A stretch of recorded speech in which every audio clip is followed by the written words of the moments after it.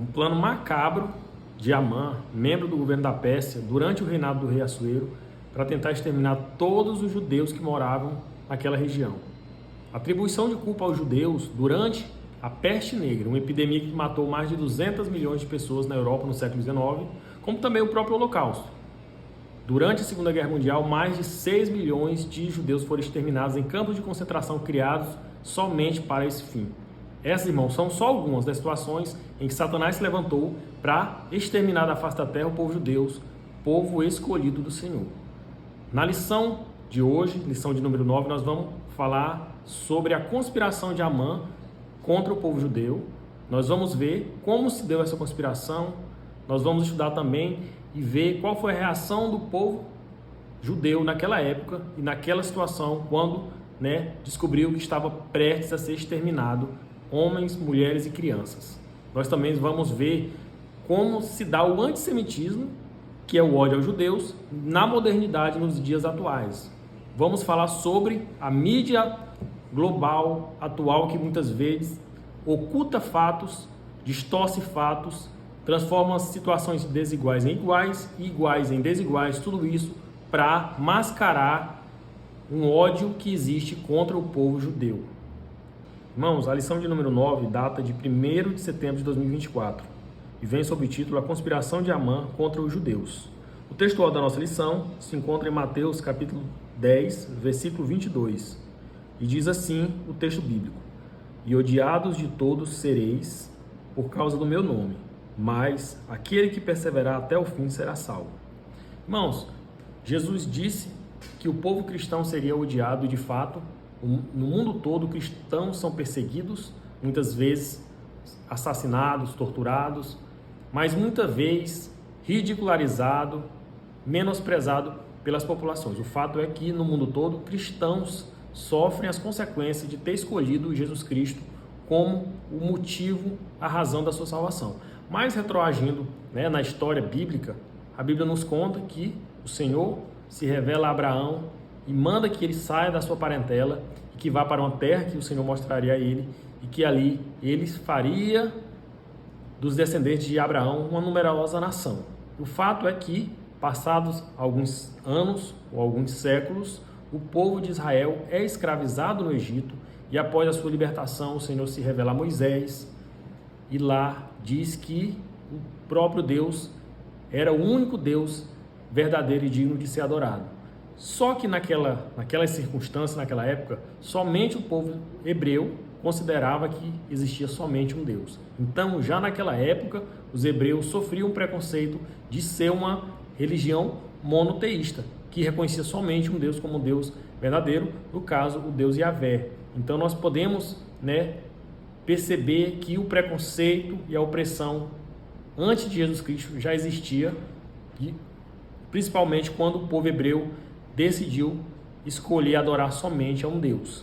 De fato, na história de hoje, nós veremos que Amã se irou contra Mardoqueu, porque Mardoqueu, como um servo de Yahvé, só reconhecia que somente a ele Mardoqueu deveria se prostrar, e a partir daí começa a opressão e a conspiração de Mardoqueu, de Amã contra Mardoqueu, por causa dessa escolha de Mardoqueu de adorar somente a Yahvé, somente a Jeová. Irmãos, a verdade prática dessa lição diz assim: quando nos tornamos agradáveis ao mundo, é sinal de que nossa fidelidade a Deus está em crise. De fato, meus irmãos, o mundo pós-moderno, como também o mundo na sua antiguidade, desde quando o Senhor construiu o homem e esses homens formaram uma sociedade, essa sociedade passou a ter os seus valores. E a sociedade caída, ela tem os valores dela que normalmente confrontam os valores que o Senhor estipulou para nós cristãos, para nós que reconhecemos que devemos viver uma vida separada. Por exemplo, a gente pode perceber que os valores atuais são promiscuidade, prostituição, amor ao dinheiro, ganância. Esses são os valores que conduzem o caminhar do ser humano no mundo atual. Então, se a gente perceber que nós estamos comungando desses valores, que nós estamos repetindo o que aqueles que não conhecem a Deus fazem, nós naturalmente estamos infringindo mandamentos do Senhor e a vontade do Senhor para as nossas vidas, que é que andemos em santidade, nos afastemos da prostituição, da lascívia, do amor ao dinheiro, que a Bíblia Sagrada fala que é a raiz de todos os males. Então, naturalmente, seguindo essa sociedade caída, que vive a seu bel prazer, que vive para satisfazer todas as suas vontades terrenas, imediatas, e carnais, naturalmente, isso vai desagradar aquele Deus que nos separou para vivermos em novidade de vida, para vivermos de forma santa e esperando em coisas celestiais e não em coisas terrenas, que é o que a sociedade faz dia após dia, esperar no seu prazer, naquilo que ela entende que é mais imediato e que é mais carnal. A nossa leitura bíblica em classe se encontra no livro de Esther, capítulo 3, verso 7 a 11, e capítulo 4, verso 1 ao verso 4. Vamos ler. No primeiro mês, que é o mês de Nissan, no ano 12º do rei Assuero, se lançou por, isto é, a sorte perante Amã, de dia em dia e de mês em mês, até o 12º mês, que é o mês de Adar.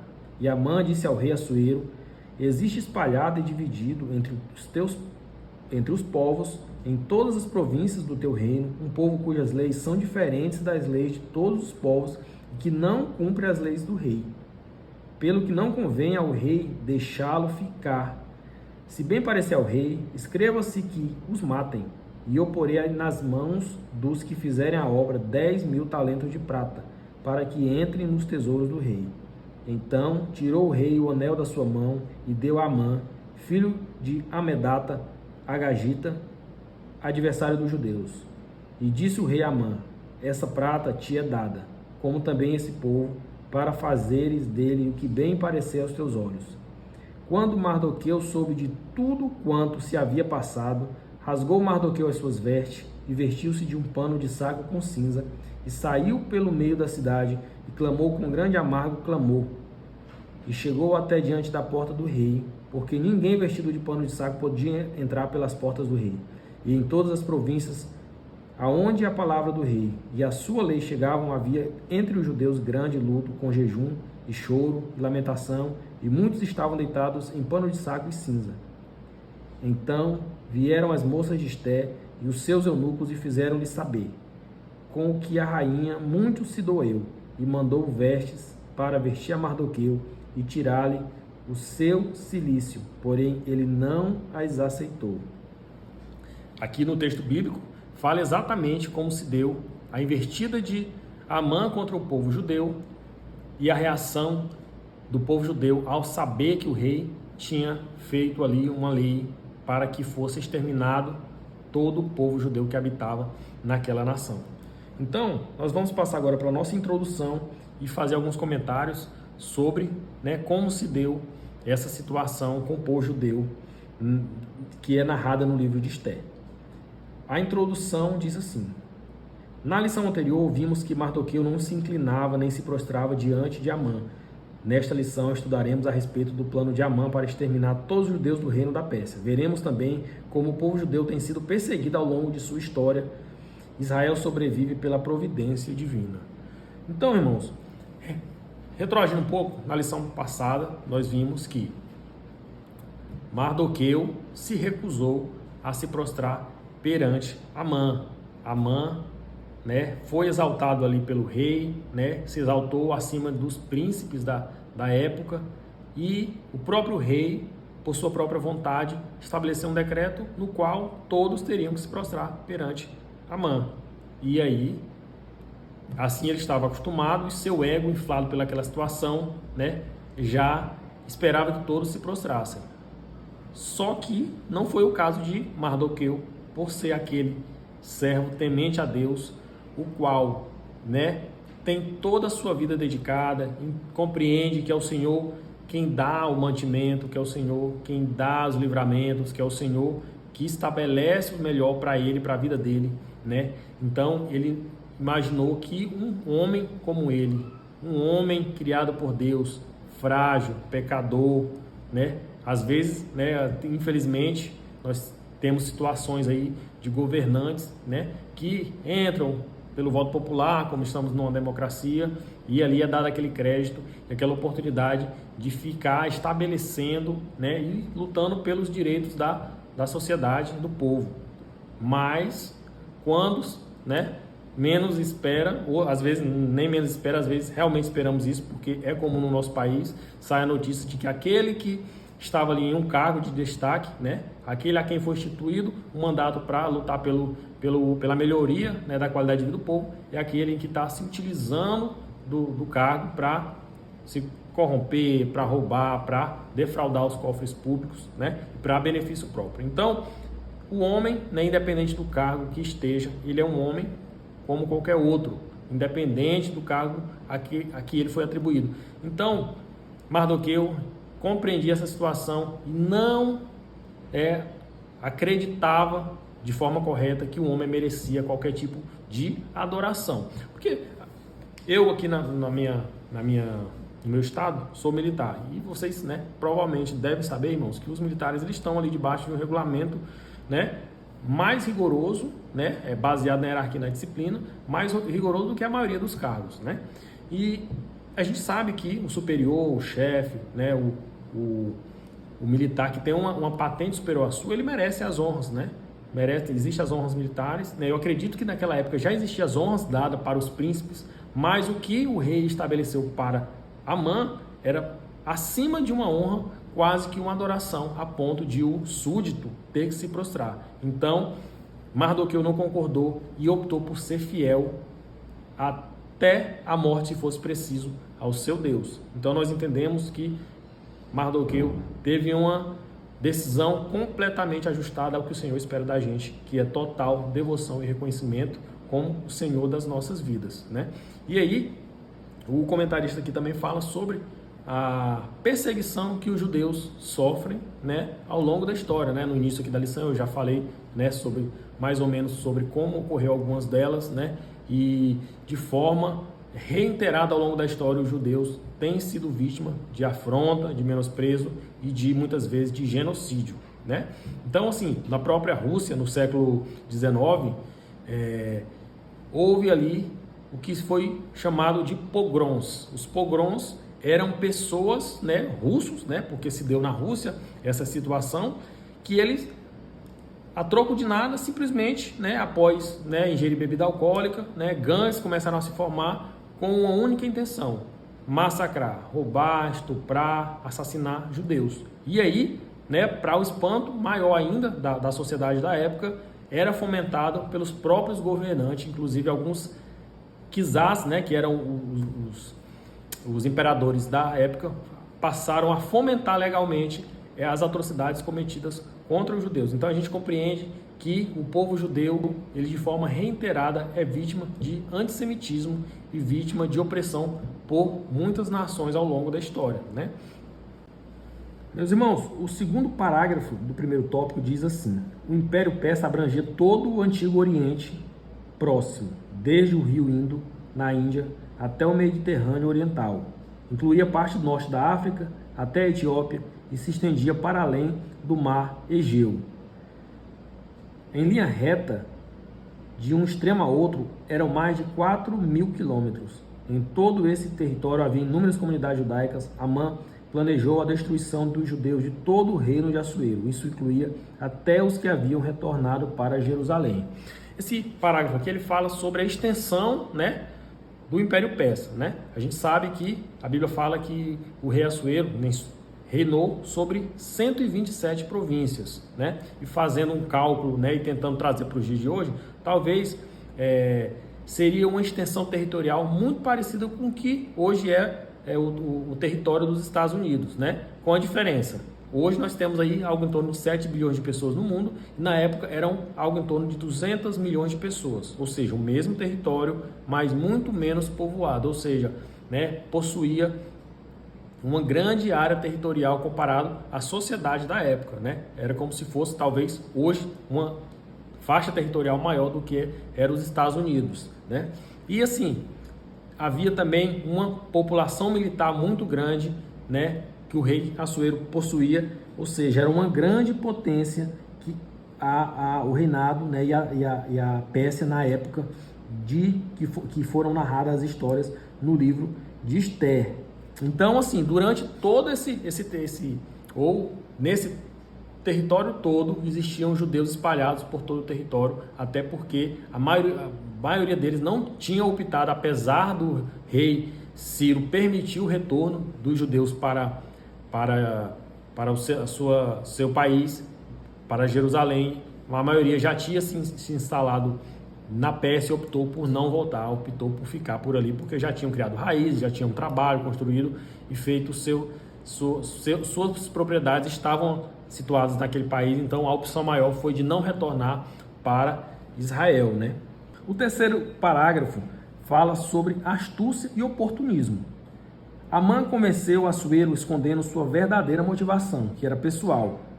Disse que havia um povo no reino que tinha leis diferentes e não cumpria as leis do rei. Por isso, convinha que fosse exterminado se Assuero decretasse a morte desse povo. Amã entregaria 10.000 talentos de prata para o tesouro real, o equivalente a 2/3 da renda anual do Império Persa.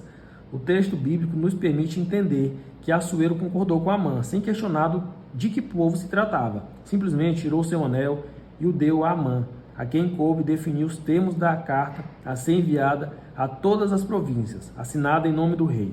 Nesse episódio, Assuero mostrou-se facilmente manipulável. Amã soube apelar para o seu ego. Liderar requer prudência e sabedoria para identificar desavenças pessoais disfarçadas de motivações aparentemente nobres. Irmãos, o livro de Esther é um livro histórico. Então, a figura do rei Assuero, ela é uma figura que ela pode ser investigada através de livros de histórias, principalmente do historiador Heródoto, que é um grande historiador tido por muitos como o pai da história. Ele narra também algumas situações e fala sobre a vida do próprio rei Assuero. E o que ele coloca nos livros é que o rei Assuero realmente ele não foi um bom governante. Muito fácil de se manipular, né? Muitas vezes orientações militares de decisões administrativas do rei Assuero eram, né? Ele consultava até os próprios eunucos, que eram servidores do palácio, mas servidores de funções administrativas que experiência nenhuma tinha com a administração de um império, ainda mais um império tão grande. Então, a história fala que o rei Assuero não era um bom governante, pelo contrário, era muito impulsivo e dado aos prazeres. Então, nessa situação nós vemos a importância de um governante, né? Assim como foi falado aqui sobre Amã, que tinha que ter a prudência, né? Ao tomar decisões e o próprio controle emocional. A gente vê uma certa displicência do rei Assuero ao ponto dele se prontificar a exterminar parte do seu povo, né? Sem sequer procurar saber quem era esses que provavelmente seriam mortos. Então, a gente tem o rei Assuero como um governante ruim, um mau gestor e que não estava à altura do cargo que exercia, que era a única superpotência da época. Então, nós temos aí que nós devemos, por isso que muitas vezes existe ainda aquele mito de que o crente não pode se envolver na política, que o crente não pode sequer se candidatar. Eu acredito que não. Acredito que o cristão ele deve tomar suas atitudes, externar suas atitudes políticas também e, claro, acima de tudo, orar para que os nossos governantes sejam moldados pelo Senhor nas suas decisões, nas suas iniciativas, né? Que o seu coração esteja alinhado ao que o Senhor quer. Eu tenho certeza que quando o país tem governantes temente ao Senhor, ali a injustiça tende a diminuir ou até praticamente à medida que o governante tema ao Senhor, essa injustiça tende a desaparecer. Então nós temos que sim nos posicionar e orarmos pelos nossos governantes acima de tudo, porque quando a própria Bíblia fala, quando o governante é injusto, quem padece, né, é o povo.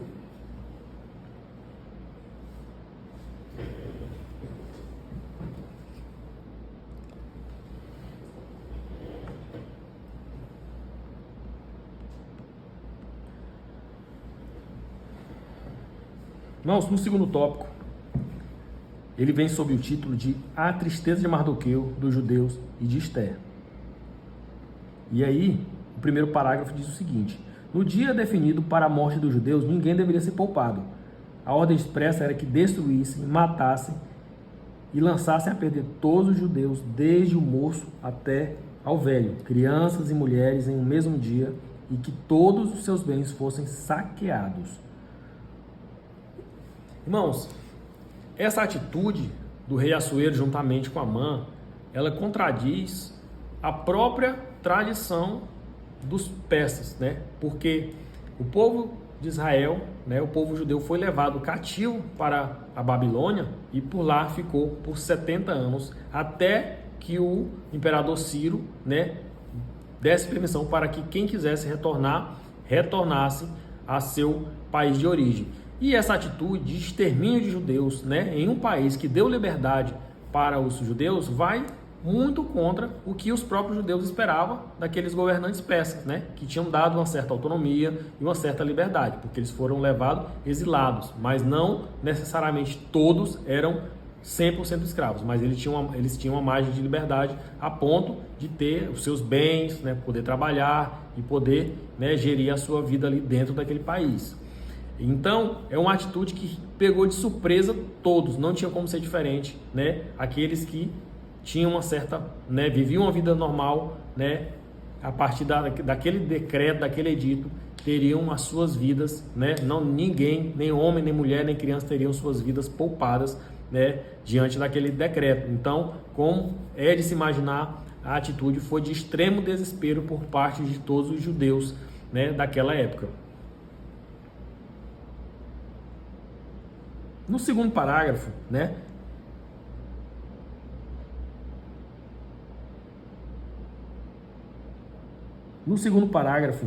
diz assim: o Império Persa tinha um sistema de correios muito eficiente, principalmente em função da Estrada Real, que ia de Suzã a Sardes, na província da Lídia. Depois das cartas enviadas a cada província, Assuero e Amã puseram-se a beber. Os moradores de Suzã, contudo, ficaram confusos, certamente por não entender a repentina e esdrúxula ordem do rei. Mardoqueu entrou em uma profunda tristeza. Rasgando suas vestes, vestiu-se de pano de saco com cinza e saiu pela cidade, clamando em alta voz e soltando gritos de amargura. Esté ficou muito aflita. À medida que as cartas chegavam às províncias, e a reação era a mesma. A reação era a mesma. Havia um clima de luto, com jejum, choro e lamentação. Só Deus pode frear a impetuosa maldade humana.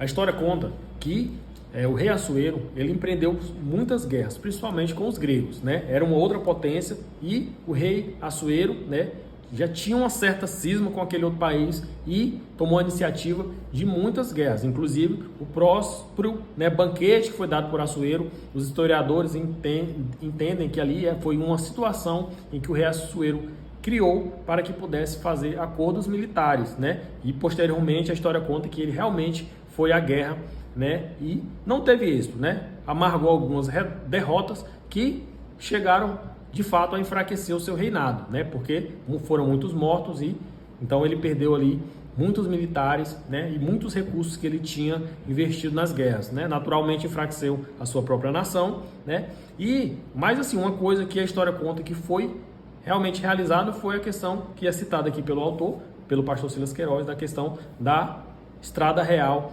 que foi desenvolvida justamente para dar mais celeridade às correspondências, né? O que antes demorava 3, 4 meses, né, para chegar, as notícias que demoravam um tempo considerável para se chegar, passaram a chegar, né, durante essa extensão toda, né, uma extensão muito grande do Império, passou às vezes a chegar no máximo em 15 dias. Então, o edito que foi elaborado pelo rei por Amã, ele rapidamente disseminou e ocasionou uma frustração geral, um pânico ali, não só por parte dos judeus, claro, principalmente por parte dos judeus, porque eram o alvo, né, e o povo a ser exterminado, mas também pela própria cidade de Suzã, ou pelo próprio império, que viu aqueles seus co-irmãos, aqueles seus vizinhos, seus conhecidos ali, prestes a padecer de uma forma tão cruel e repentina. Irmãos, no terceiro parágrafo do segundo tópico, diz assim: o decreto de Assuero tirou a tranquilidade de todos os judeus e os levou a buscar o socorro divino. se de um lado havia a fé e a bravura dos 50.000 judeus que foram a Jerusalém para reedificá-la, liderados por Zorobabel, de outro lado havia a aparente tranquilidade dos que decidiram ficar em suas próprias habitações, por todo o Império Persa. Mesmo dentre os que foram a Jerusalém, muitos se dedicaram a construir casas luxuosas, dando pouco valor à reconstrução do templo, como denunciam os profetas pós-exílicos Ageu e Zacarias. Agora, todos corriam o risco de ser exterminados, porque muitas vezes precisamos experimentar crises para buscar Deus de todo o coração. O correto é fazer como Daniel, que orava em todo o tempo. Somente com uma vida de oração constante em casa e no templo podemos vencer o mal. Aqui o autor fala sobre, a possibilidade e a necessidade de estarmos o tempo todo preparados, em oração para com o nosso Senhor. Porque as adversidades, ela vem, para todos, mas o diferencial é termos a quem recorrer quando o mal bater a nossa porta, E o próprio Senhor nos dá capacidade para superar essas adversidades, o abatimento em virtude dos males, muitas vezes do desemprego, do luto que bate a nossa casa, da própria situação econômica que muitas vezes não é favorável, saúde também, depressão é o mal do século, E atinge a todos indistintamente, cristãos, não cristãos, mas a diferença é nós termos, para quem recorrer, estarmos em pronta comunhão quando a adversidade vier, E há esse questionamento de que tanto os judeus que ficaram lá na Pérsia, priorizaram bens materiais, como também os próprios que voltaram para Jerusalém, mas construíram belas casas, estavam mais preocupados com coisas terrenas, com bens, com patrimônio, com o bem-estar, das suas vidas. Mas quando saiu o edito, nada mais disso importava. Tudo era perecível e nada daquilo, os bens que eles tinham acumulado, poderiam salvá-los do pior, daquela desgraça que era ser assassinado ali de forma tão repentina e tão injusta. Então, o autor vem falar sobre a vida de oração, e ele fala sobre estarmos, em comunhão com Deus e termos ali uma íntima relação a ponto do Senhor nos ouvir prontamente, e nos salvar do perigo da adversidade que estiver nos afrontando. Irmãos, o terceiro tópico da nossa lição vem sob o título O Perigo e a Crueldade do Antissemitismo Moderno, E aí o autor vai falar sobre 3 aspectos do antissemitismo: o antissemitismo religioso, nacionalista e o antissemitismo racial. No âmbito religioso, fala sobre a perseguição, que eu até citei no início da lição, que os judeus sofreram ali na Idade Média, sendo culpados pela peste negra, uma epidemia, que matou indistintamente muitos povos, muitas nações, inclusive os próprios judeus foram bastante afetados por causa da peste negra. E, de forma inexplicada, a gente vê que os judeus sofreram essa culpa, sem ter culpa e sem nenhuma prova disso.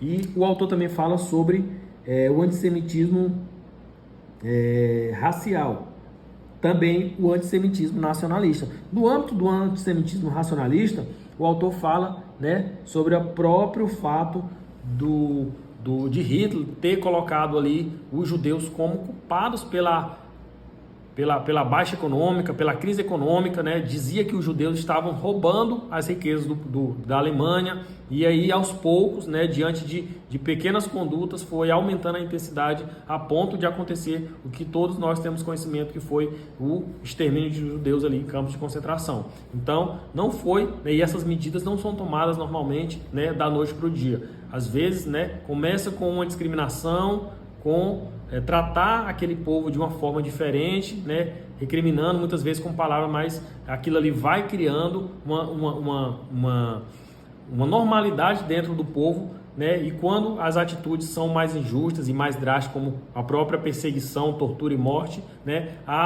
o povo do país já está acostumado e não vai reagir não vai se resistir àquela determinação de tortura a aquele povo que está sendo perseguido. Então, assim, a gente tem que compreender que qualquer tipo de decisão no sentido de discriminar, quem quer que seja, mas nesse caso a gente está falando dos judeus, né? Qualquer decisão no sentido de discriminar, ela deve ser evitada e combatida, porque compreendo que não é a vontade de Deus para as nossas vidas que nós, né, discriminemos quem quer que seja, judeus, mulheres, negros, homossexuais. Pelo contrário, eles têm que ser vítima, né, e objeto do nosso, né, amor.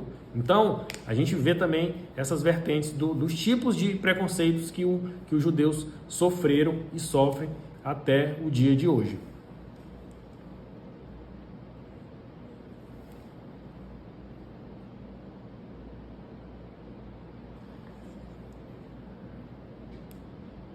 No antissemitismo nacionalista e racial, o aspecto nacionalista, né, pode ser visto no antissemitismo, no segundo tópico, né, do segundo parágrafo do terceiro tópico, né, fala sobre o antissemitismo nacionalista e racial, né, e aí fala como é que se dá o aspecto desse tipo de antissemitismo, que, por exemplo, fala sobre os pogroms, né, que eu já citei aqui, que foram, né, torturas, perseguições contra os judeus na Rússia, né, por um preconceito ali simplesmente pela origem dos judeus. E também fala sobre o antissemitismo racial, né, que foi ali quando Hitler, né, passou a tratar os judeus de uma forma diferente, associando a raça ariana como uma raça superior aos judeus, dizendo que os judeus eram seres humanos subdesenvolvidos, né, menos inteligentes, menos detentores de direitos, né? Então, a partir disso, começou a apreender os bens dos judeus, né, confiscar os bens e a ponto de determinar e autorizar que o cidadão alemão que quisesse poderia, né, torturar, matar e fazer o que bem entendesse com os bens dos judeus, né? Então, essa foi uma vertente do antissemitismo, que foi o antissemitismo racial provocado por Adolf Hitler, né?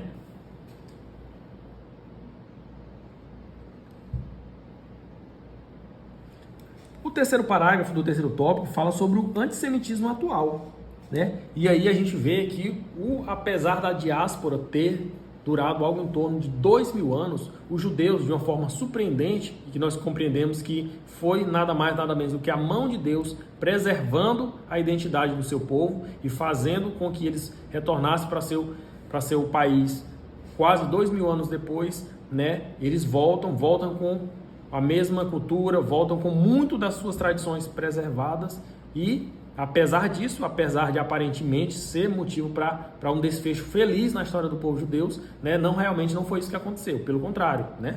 Nós atualmente sabemos que o Estado de Israel passa ali por uma guerra, né, contra os grupos terroristas, entre eles o Hamas, que é aqueles que mais confrontam Israel e atacam, a ponto de recentemente ter feito ataques, né, horrendos ali de forma de surpresa ao Estado de Israel, que foi atacado pela terra, pelo ar, pelo mar, e aí lá cometeram atrocidades contra mulheres, crianças e homens judeus. Mas o que a gente percebe é que a mídia ela não trata como se fosse um ato terrorista, pelo contrário, né? Tenta colocar ali como se fossem rebeldes tentando reivindicar direitos, né? Mas o que a gente vê na prática são situações, né, bem atrozes, bem violentas, né, tratando os judeus como animais ali. Mas quando Israel reage e tenta se defender, aí sim nós vemos uma mídia, né, colocando o Estado de Israel como um exército, né, altamente desumano e opressor. E na verdade o que Israel no momento faz é tentar defender as suas fronteiras, né, e defender o seu direito de existir, né? Então a gente tem que estar atento ao que a gente escuta nos telejornais, lê na internet, que vem com aquela capa de uma notícia imparcial, mas por trás tem um jornalista, tem uma mídia global que odeia Israel, odeia o povo judeu, né, e torce pela extinção daquela nação. Então nós, enquanto cristãos, temos que estar com os olhos atentos para que a gente compreenda e não se deixe levar por essas notícias, né, com uma finalidade de propagar o ódio ao povo de Israel. Na conclusão, o autor fala o seguinte: o antissemitismo não se revela através apenas de atos hostis, mas também de apoio aberto ou posturas complacentes aos inimigos de Israel, como os grupos terroristas, ou ainda por meio de críticas sistemáticas aos atos de defesa israelenses, pintando o país como o vilão da história. Irmãos, e é isso que a gente tem visto, né? Ele conclui falando mais ou menos o que eu já tinha adiantado aqui, no sentido de que muitas vezes não são só condenar veementemente o Estado de Israel por se defender, que é uma atitude antissemita, né? Na verdade,